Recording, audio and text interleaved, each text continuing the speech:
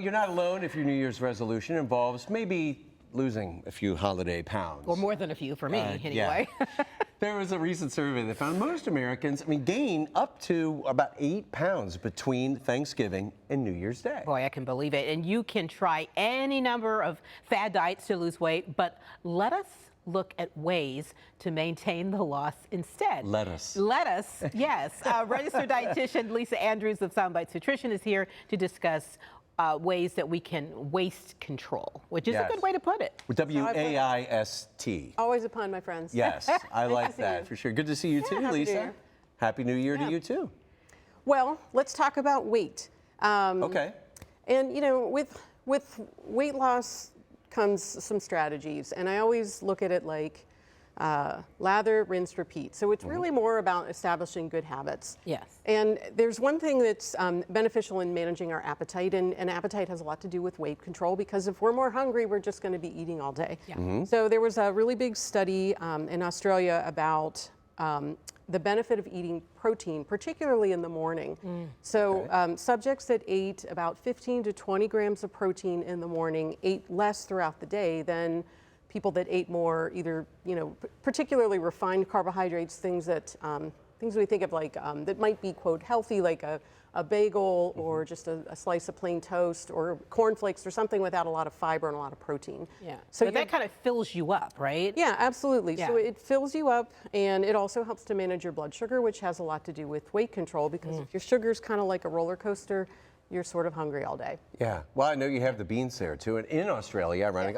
Beans and mash, right? Like, isn't that like a thing that they eat for breakfast? That's a good way you can get the protein, right? Right. Or Latin American countries often serve eggs with beans, and that'll keep you full for a really long time because the beans are high in both protein and fiber. Okay. Now, I know with me, I like to snack, and that's where I get into trouble. So what are some healthy snacks that you can offer? Sure. So healthy snacks, hard-boiled egg.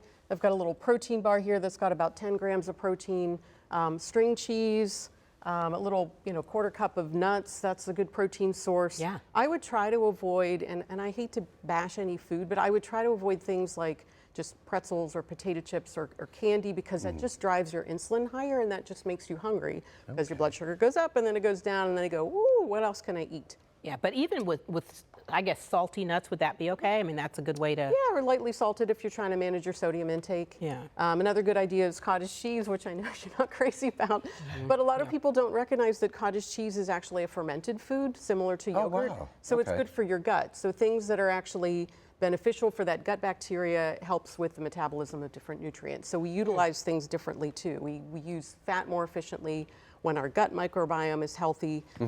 So those are just some things to keep in mind, is just to put a little bit more focus on protein, but it doesn't have to be like Atkins or a keto diet where it's all protein. You want to still eat fruits and vegetables and whole grains, like whole wheat toast or whole grain crackers. And that's the key, right? Like you said, versus pretzels is things, making sure that it's whole grain. Right.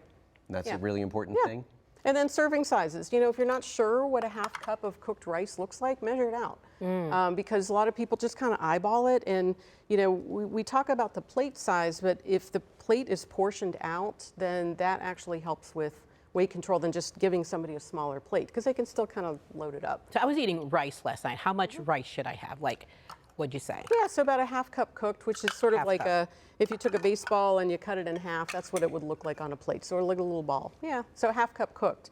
And with grains, they fluff up when they cook. So that's the key, yeah. And well, of course, that's traditionally how we are with portion sizes anyway, right? It's more just like, oh, well, it doesn't look like it's all that much, but I guess you could be surprised if you practice portion control, how much is filling. Yeah.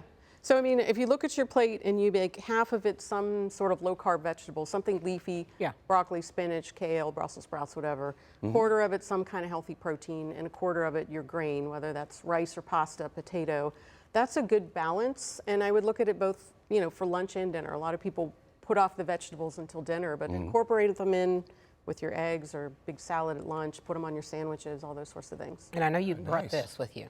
Oh yeah, we have to talk about fitness. Yeah. So one of my favorite ways to quote, exercise is, I'm watching a Seinfeld rerun, is just to sit on the couch and the importance of maintaining muscle over time, because as we lose muscle, our metabolism decreases. And even just that little bit there with like the weighted medicine ball, something like that, just to keep moving. Right, keep moving, do at least, you know, for weight loss management, it's really an hour of exercise 5 days a week, and that's why it's so difficult to keep the weight off. So find something you love to do. Walking, running, riding a bike. This isn't hard either. No, And you want to incorporate some type of strength training at least twice a week, 2 to 3 times a week, about 15 minutes, and just spread the days out. So Monday, Wednesday, Tuesday, Thursday. And on top of it, it looks like you're having a ball. I am. It's a heavy ball. And it's bright purple, so it's fun. How about that? There's Lisa, that. if people want, these are obviously great tips. If people want to learn more about Soundbites Nutrition or reach out to have you help them out with their plans, how can they do that? So my website is just soundbitesnutrition.com, and I am at NutriGirl on most social media channels. All right. All right, Lisa. Thanks so much. Yeah, anytime catch, right? Oh, there we go. There you go. We can play ball. Exactly. Yeah.